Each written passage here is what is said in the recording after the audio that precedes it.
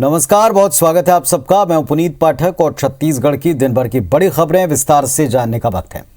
विधानसभा के शीतकालीन सत्र के दूसरे दिन प्रधानमंत्री आवास योजना के मामले पर सदन में माहौल जबरदस्त गरमाया। मुद्दे पर तीखी बहस हुई, जमकर पलटवार हुआ और जबरदस्त हंगामे के बीच में सरकार के जवाब से असंतुष्ट विपक्षी विधायकों ने नारेबाजी की, गर्भगृह तक पहुंचे और जिसके चलते उन्हें सदन की कार्यवाही से एक दिन के लिए निलंबित किया। सदन में दोनों पक्षों के बीच इस मुद्दे पर बहस छिड़ी रही कि आखिर प्रदेश के गरीबों के आवास का हक कौन छीन रहा है।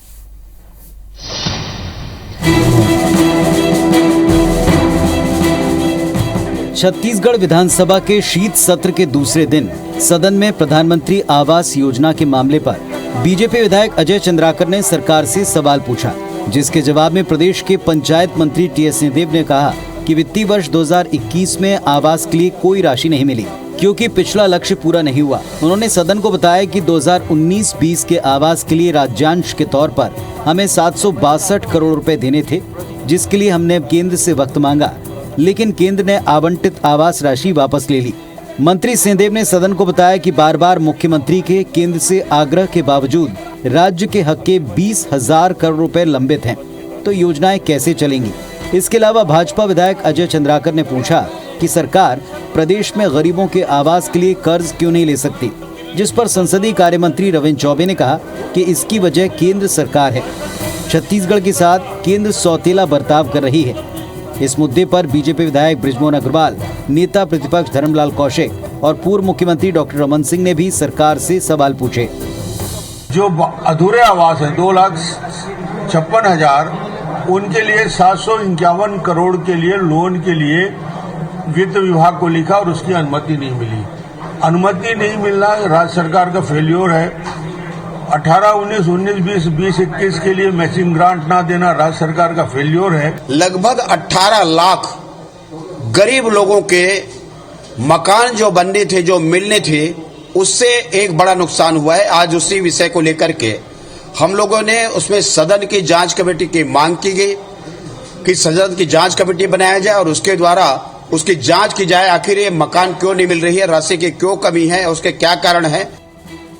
पीएम आवास से जुड़े विपक्ष के सभी सवालों का उत्तर देते हुए सदन में मंत्री टी.एस. सिंहदेव ने कहा कि राज्य में 2,74,000 मकान अधूरे हैं, लेकिन टूटने गिरने जैसी स्थिति नहीं है।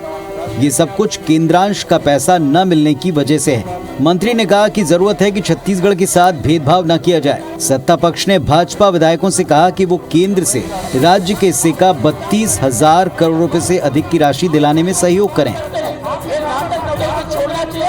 अगर आप 20,000 करोड़ रोक देंगे तो स्वाभाविक है कि आपको लोन फिर और लेना पड़ेगा काम करने के लिए, और लोन लेने की स्थिति में प्रधानमंत्री आवास के लिए जो लोन की हमारी प्रक्रिया थी उसमें बाधा उत्पन्न हो रही थी। लगातार हम केंद्र से बात कर रहे थे कि राशि दे दीजिए ताकि दूसरे कामों के लिए लोन ना लेना पड़े, और ऐसा अनुमान था कि वो देंगे पैसा, लेकिन उन्होंने नहीं दिया। इस कारण ऐसी स्थिति बनी। प्रधानमंत्री आवास में थोड़ा सा विलंब हुआ है। मैं पूछना चाहता हूं विपक्ष के साथियों को, अगर छत्तीसगढ़ के गरीबों की चिंता उतनी ही है तो केंद्र सरकार से 20,000 करोड़ रुपए छत्तीसगढ़ को जीएसटी एवं अन्य जो क्षतिपूर्ति है उसमें प्रदान करे, ताकि हम गरीबों को जो मकान है हम दे सकें।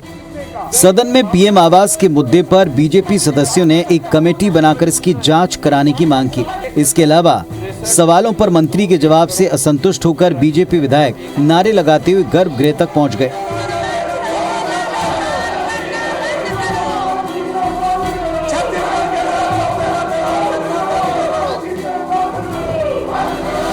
जिसके बाद विधानसभा अध्यक्ष ने भाजपा की सभी सदस्यों को निलंबित कर दिया।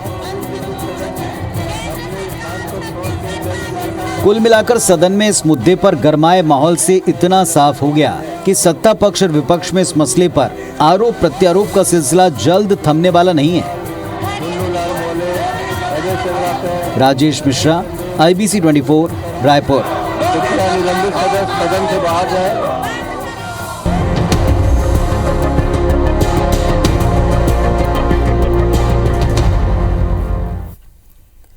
और चलिए अब शहर संग्राम से जुड़ी कुछ खबरें आपको बता दें। प्रदेश में नगरीय निकाय चुनाव की जंग के बीच भाजपा ने घोषणा पत्र की जगह आरोप पत्र जारी किया। पूर्व मंत्री अमर अग्रवाल ने 25 बिंदुओं का आरोप पत्र जारी करते हुए सरकार से इस पर जवाब मांगा। उन्होंने कहा कि भाजपा सभी नगरीय निकायों में इन आरोप पत्रों के साथ जाएगी और जनता को सरकार की वायदा खिलाफी याद दिलाएगी। भाजपा का दावा है कि जब 2018 में उनकी सरकार गई तब नगरीय निकायों का बजट 4000 करोड़ रुपए था, लेकिन आज नगरीय निकाय कर्मचारियों को समय पर वेतन तक नहीं मिल पा रहा है। उन्होंने कहा कि कांग्रेस का घोषणा पत्र झूठ का पुलिंदा है, इसमें न कोई नई घोषणा है न कोई नया वादा। भाजपा के आरोपों पर प्रदेश कांग्रेस अध्यक्ष ने कहा कि भाजपा अपनी हार देखकर अब आरोपों पर उतर आई है। एक हम आरोप पत्र जारी कर रहे हैं और सरकार से जवाब मांग रहे हैं और मतदाताओं के बीच में भी जा रहे हैं कि इस 3 साल की कांग्रेस की सरकार ने जो वादा खिलाफी की है उसका जवाब दे। हम ये सारा आरोप पत्र लेके जनता के बीच में जा रहे हैं। भारतीय जनता पार्टी का हार निश्चित है। अपनी हार को छुपाने के लिए इस ढंग से आरोप प्रत्यारोप लगा रही है। जनता के बीच में जाना चाहिए, जनता के बीच में बताना चाहिए कि माननीय भूपेश बघेल की सरकार कौन से वादे पूरा किए, कौन से नहीं किए, वो जनता को बताना चाहिए। सिर्फ आरोप लगाने से उनका हार निश्चित दिखता है। गरियाबंद से इस वक्त की एक बड़ी खबर आपको बता दें, प्रधान पाठक निलंबित हो गए। छात्रा से मारपीट करने के बाद प्रधान पाठक निलंबित किए गए। प्राथमिक शाला कनसिंगी के प्रधान पाठक टिकेश्वर शर्मा निलंबित किए गए। निलंबन अवधि में गरियाबंद विकासखंड शिक्षा कार्यालय में उनको अटैच किया है। प्रधान पाठक ने छात्रा की लोहे की रॉड से पिटाई की थी। डीओ करमन खटकर ने ये कार्रवाई की है। प्राथमिक शाला कक्षा 5वीं की छात्रा को प्रधान पाठक ने मारपीट की है। इसकी रिपोर्ट हमने बीओ विकासखंड शिक्षा अधिकारी छुरा से प्राप्त की। उस आधार पे हमने उसको तत्काल कार्रवाई की गई है, उनको निलंबन कर दिया गया है। आगे की कार्रवाई और की जाएगी। हमारे सहयोगी फारूक हमारे साथ में जुड़ गए हैं। जी फारूक, बताएं क्या हुआ। देखिए, छुरा विकासखंड से लगभग 10 किलोमीटर आगे ग्राम कनसिंगी है। वहां के प्राथमिक शाला कक्षा 5वीं की अध्ययनरत बालिका डोमेश्वरी कक्षा 5वीं पढ़ती है, जो हेलीकॉप्टर के आवाज के चलते स्कूल से बाहर निकल गई थी हेलीकॉप्टर देखने के लालच में, जिससे प्रधान पाठक जो है टिकेश्वर प्रसाद इतने ज्यादा नाराज हो गए उस बालिका के ऊपर में कि उन्होंने अपने बैसाखी से चलते हैं वो उस बैसाखी में लगे लोहे से इतनी मार मारा उनको कि हाथ में उसके गंभीर चोट आ गई है बालिका के। इस घटना की जानकारी जैसे ही ग्रामीणों को लगा, उनके माता पिता को लगा, उसके माता पिता उस बच्ची को लेकर छुरा अस्पताल गए। छुरा अस्पताल में प्राथमिक उपचार के बाद में डॉक्टरों ने उसे हड्डी रोग विशेषज्ञ को दिखाने की सलाह दी है। लेकिन ये एक शिक्षा जगत के लिए और शिक्षकों के लिए गंभीर बात है, जिसके चलते उसका तत्काल इसकी शिकायत यहाँ जिला शिक्षा अधिकारी को किया गया है। साथ में यहाँ के विधायक अमितेश शुक्ला से किया गया। अमितेश शुक्ला ने तत्काल कार्रवाई के लिए जिला के अधिकारियों को निर्देशित किया। उसके बाद में तत्काल जिला शिक्षा अधिकारी ने उक्त शिक्षक टिकेश्वर प्रसाद शर्मा को निलंबन कर दिया गया है और निलंबन अवधि में गरियाबंद कार्यालय में अटैच करने का निर्देश दिया है। जो भी इस तरह की घटना इस क्षेत्र में और आगे भी पहले भी हुए हैं, इसको लेकर के प्रशासन में अब जो है वो गंभीरता आनी चाहिए और शिक्षकों को भी इस बात को समझना होगा कि बच्चों के साथ कैसा व्यवहार करना है। शुक्रिया आपका इस पूरी जानकारी के लिए। छत्तीसगढ़ पहुंचे 3 विदेशी यात्री कोरोना पॉजिटिव पाए गए, जिनमें से 1 दुर्ग से और 2 बिलासपुर से हैं। दुर्ग लौटी महिला 2 दिसंबर को यूएसए से लौटी थी। 2 दिसंबर को एक महिला यूएई से बिलासपुर आई हैं। एक पुरुष जर्मनी से 3 दिसंबर को बिलासपुर पहुंचे हैं। नियम के आधार पर तीनों को पहले 1 सप्ताह के लिए आइसोलेट किया। इसके बाद सैंपल लेकर जांच करवाई, जिसमें ये तीनों पॉजिटिव पाए गए। स्वास्थ्य विभाग तीनों यात्रियों के सैंपल में ओमिक्रॉन वेरिएंट की जांच करवा रहा है। छत्तीसगढ़ में विदेश यात्रा से आने वाले 3 यात्री कोविड पॉजिटिव पाए गए हैं, जिनके सैंपल जीनोम सीक्वेंसिंग के लिए भेजे गए हैं। एक यात्री दुर्ग का और 2 बिलासपुर के हैं और ये जर्मनी, यूएस और यूएई से आए थे। बलरामपुर जिले के अमडंडा स्थित सरकारी स्कूल में एक कुएं में गिरकर एक स्कूली छात्र की मौत हो गई।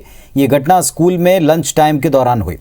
पदस्थ 2 सहायक शिक्षकों की हड़ताल पर होने की वजह से मिडिल स्कूल परिसर में वैकल्पिक तौर पर प्राइमरी की पढ़ाई भी हो रही थी और इसी बीच लंच टाइम हुआ और बच्चे प्राइमरी स्कूल में बने कुएं के पास खेलने लगे। यहाँ दूसरी क्लास के छात्र ब्रिजमोहन कुएं में गिर गए। जब तक शिक्षक और गांव के लोग पहुंच पाते, बच्चे की मृत्यु हो गई थी।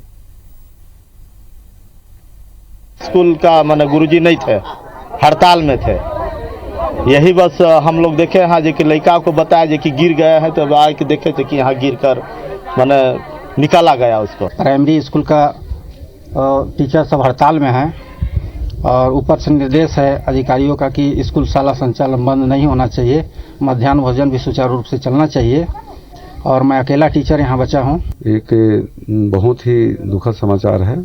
ये डिसमेंटल के लायक कुआं जीर्ण शीर्ण है, उनका अनुपयोगी कुआं है वो। सरपंच ने बताया कि ये प्रस्ताव में आ गया है डिसमेंटल के लिए।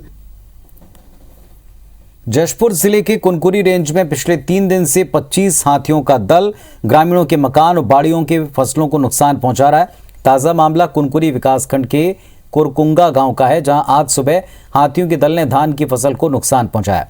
इसके बाद ग्रामीणों ने मशाल जलाकर हाथियों के दल को वहां से भगाया। हाथियों ने धान के साथ सब्जियों और अन्य फसलों को भी क्षति पहुंचाई।